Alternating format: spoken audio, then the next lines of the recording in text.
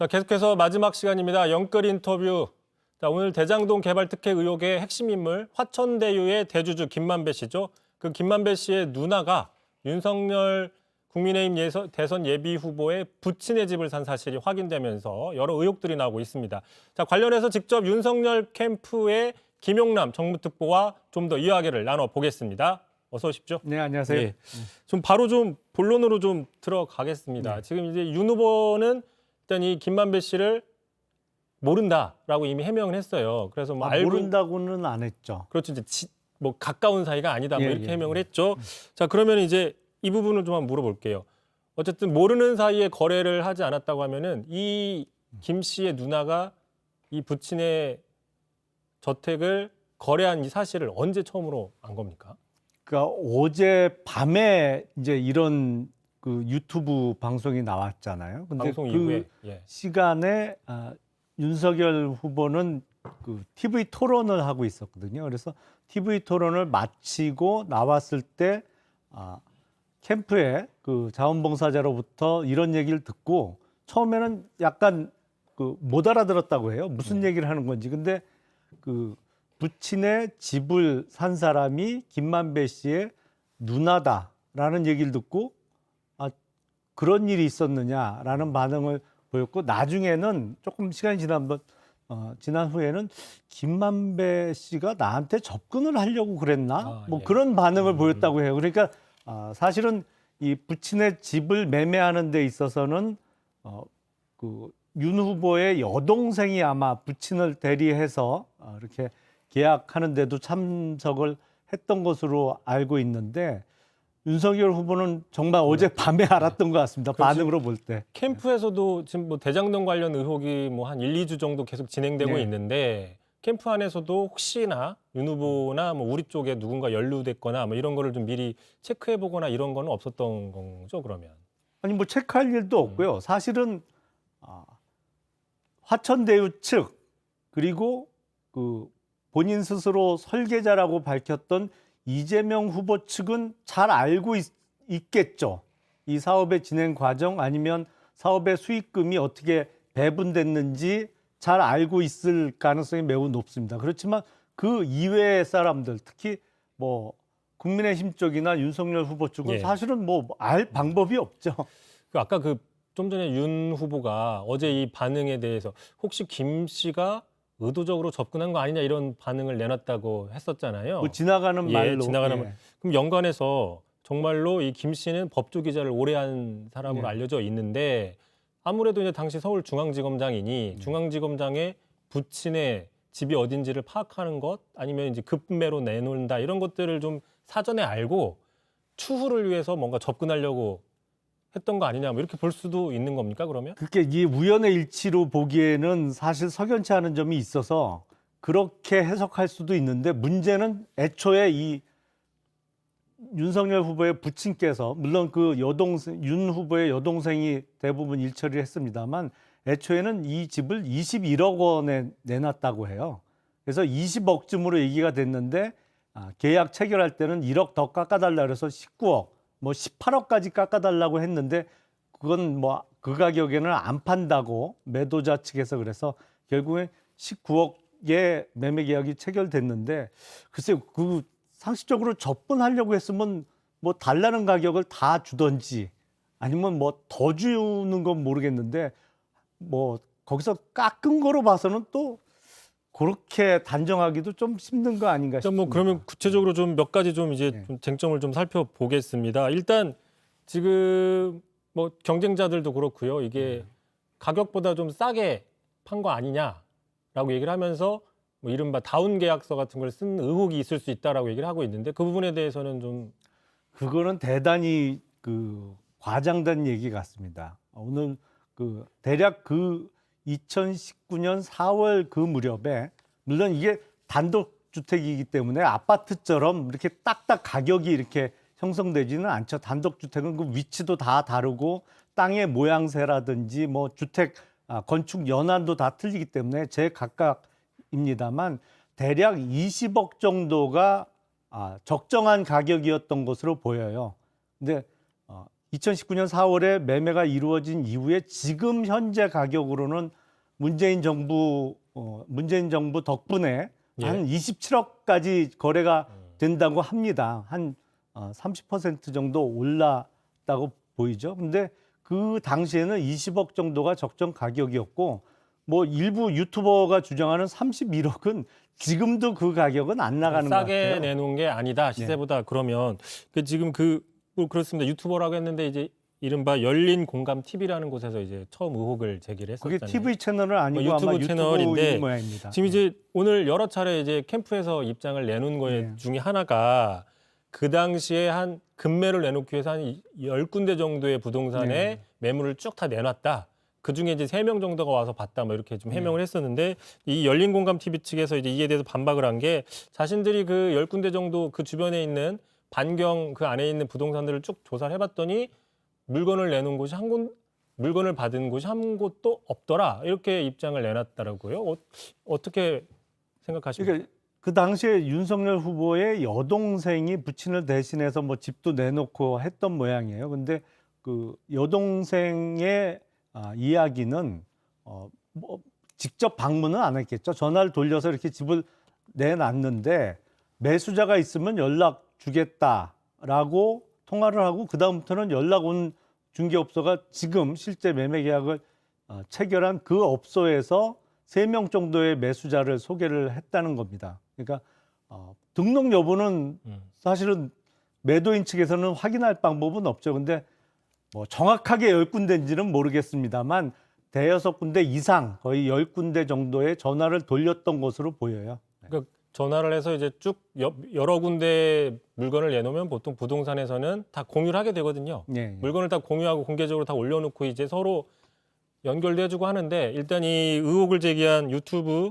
측에서는 자신들이 전수조사를 해봤는데 그 물건을 좀 맡아달라, 내놔달라고 예. 그 연락을 받은 곳이 한 군데 없다라고 입장을 내놓고 글쎄 뭐 있어서 전수조사를 어떤 방법으로 뭐 얼마나 철저하게 했는지 모르겠습니다만 그래서 그래서 윤석열 후보 측에서 오늘 매매 계약서하고 부친 윤기중 교수의 통장 거래 내역 그게 뭐 그 부분만 발췌한 것도 아니고 그 앞뒤 그러니까 2019년 4월부터 잔금을 받던 예. 6월까지의 내역을 예, 그 예. 페이지를 아예 공개를 그렇죠. 했잖아요. 공개했죠. 그러니까 예. 거기서는 무슨 다운 계약서 의혹이 있을 수도 없고 그 매매 계약서에 적힌 금액대로 입금이 됐고 예. 그리고 일부에서는 뭐 아파트 이미 샀는데 왜 금매로 내놨냐라는 주장도 하던데 그건 전혀 사실이 아니더라고요. 그러니까 4월 12일 날 이 연희동 단독주택의 매매 계약을 체결하고 3일 후인 4월 15일 날 아파트 매매 계약을 체결합니다. 그리고 이 연희동을 매매 계약 체결해서 받은 계약금과 중도금으로 그 새로 구입한 아파트 매매 대금도 지급한 게 통장 거래 내역상 확인이 됐고 그러니까 동시적으로 이루어진 거지 이쪽 그 유튜브 측에서 의혹을 제기하는 것처럼 이미 새로 들어갈 아파트를 사놓은 상태이기 때문에 금매를 할 필요가 없었다. 이건 사실과 좀 그 다르다. 사실과 뭐 이런 완전히 주장을 하는 틀리죠. 건- 그리고 예. 문재인 정부에서 공직자는 2주택 가지면 안 된다고 얼마나 강조를 했어요. 가족도 포함해서 자신들은 다주택자들이 그렇게 많고 특히 누구예요? 그 김의겸 예. 의원인가요? 열린민주당 그 근데 양반은 이제- 뭐 예. 소위 흑석동에 몰빵 투자를 해놓고도 맨날 청와대 대변인으로 나와서 부동산 투기하지 말라고 할 때 그 시점 예. 무렵 같아요. 그때가. 김의겸 대변인 갑자기 TV 보다가 깜짝 놀라겠습니다.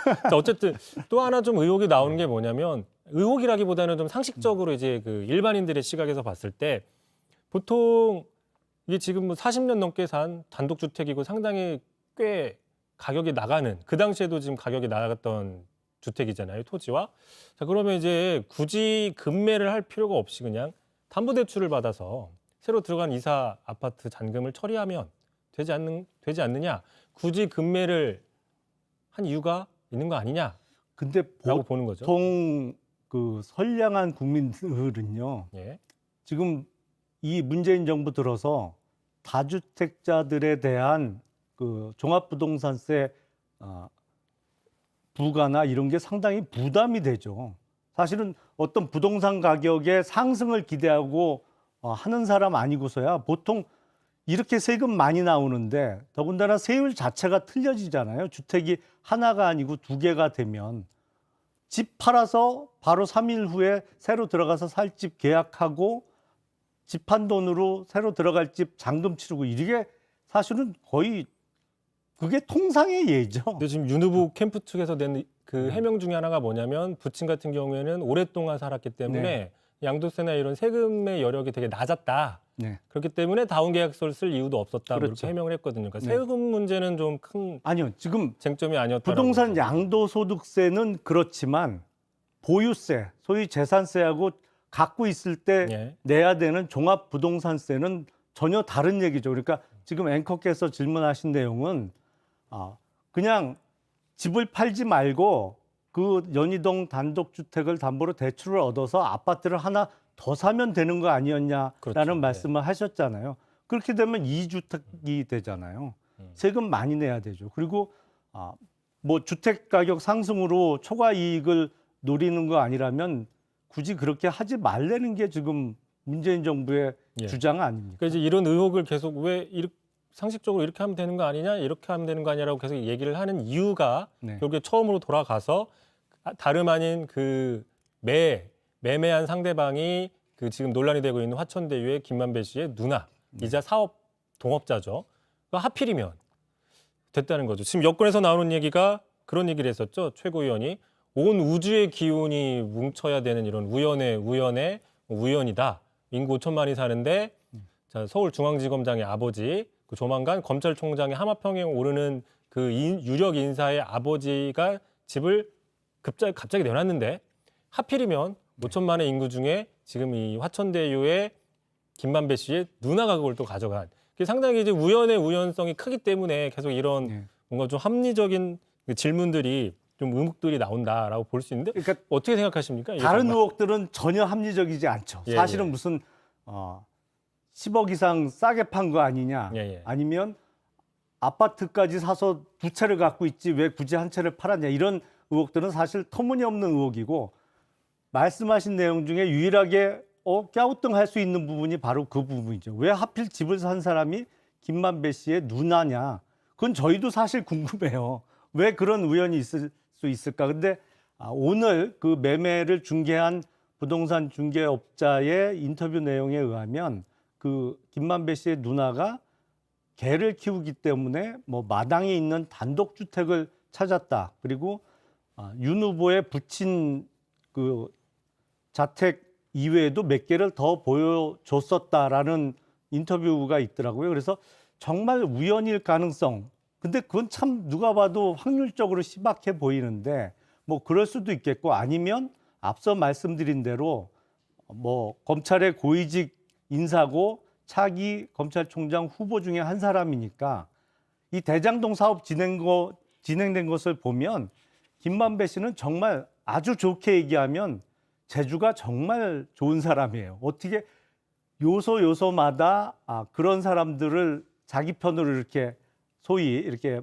포함을 시켜놨고, 그리고 그 개발 과정을 보면 일반 부동산 개발하는 사람은 할 수 없는 일을 막 해내거든요. 막 그 이익을 다 자기 쪽으로 몰아주고 성남도시개발공사뿐만 아니라 하나은행, 국민은행 같은 국내 굴지의 금융기관들이 나머지 이익을 다 화천대유 쪽으로 그냥 갖다 바치다시피 한 사업 예. 구조를 짜내는 거 보면 대단히 재주가 좋은 분이라 예. 뭐 미리 어떤 포석을 하려고 하지 않았나라는 의심도 저희는 갖고 있습니다. 그럼 마지막으로 하나만 네. 좀 더 짧게 질문을 좀 드릴게요. 지금 홍준표 후보, 당내 경쟁자인 홍준표 후보가 계속 윤석열 후보가 검찰총장 시절에 과연 이 사건 몰랐느냐, 여러 가지 그 범죄 정보들을 다 수집하고 알 수 있는 자리가 있으니까. 근데 그 특보님도 검사 예, 출신이잖아요. 예. 근데 개인적인 경험에 비추어서 보실 때 정말 모를 수도 있는 건지 어떻게 보십니까? 검찰총장도 뭐 우리나라에서 일어나는 일을 다 알 수는 없고요. 그게 이제 사건화가 되면 주요 사건은 알 수 있겠죠. 근데 윤석열 후보가 2019년 7월에 검찰총장에 임명이 되는데요. 2019년 9월에 조국 장관이 임명되잖아요. 그 과정에서 얼마나 논란이 많았습니까? 예. 사실은 그 그 이후에 검찰 인사를 통해서 거의 고립된 검찰총장이었거든요. 그렇게 열심히 보고가 이루어지지 않았을 거라고 생각이 됩니다. 일단 뭐 알겠습니다. 뭐 홍준표 후보는 뭐 몰랐으면 뭐 무능하다. 그러니까 윤 후보는 무능해서 죄송하다라고 어제 TV 통해서 얘기를 했던데 홍준표 후보께서는 검사 생활을 그렇게 예. 오래 안 하셨거든요. 그래서 검찰총장에 대한 막연한 어떤 예. 기대감, 상상감이 좀 크신 것 같아요. 알겠습니다. 벌써 좀 시간이 다 됐습니다. 안타까운 것은 예. 사실은 이 대장동 의혹의 몸통은 이 7천억이 넘는 초과 수익이 어떻게 가능했느냐. 예. 그 설계가 과연 누가 직접 설계를 했고 그 이익 배분이 실제 주인이 누구냐 예. 이거고 알겠습니다. 이거 말고도 갈 의혹이 많은데 예. 참 오늘 어쨌든 새로 나온 예. 이슈기 때문에 이 부분을 좀 집중적으로 물어본 거고요. 뭐 또 이제 그 부분은 또 추가로 계속 얘기를 좀 해보겠습니다. 오늘 이 자리에서 좀 예. 의혹이 해소됐으면 하는 바람입니다. 뭐 계속 이제 얘기가 돼야 되는 부분이니까. 자, 오늘 김용남 윤석열 캠프 정무특보와 좀 이야기를 좀 나눠보았습니다. 자, 오늘 말씀 고맙습니다. 네, 예. 고맙습니다.